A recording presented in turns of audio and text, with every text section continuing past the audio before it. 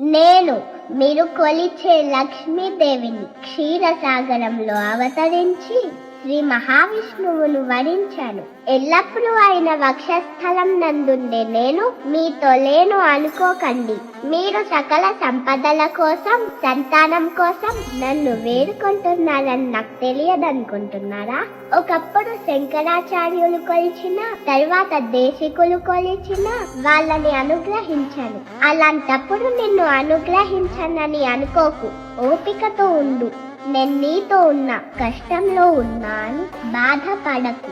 రాముడి కష్టం ముందు నా కష్టం ఎంత అని గుర్తు తెచ్చుకొని ఎదిరించు.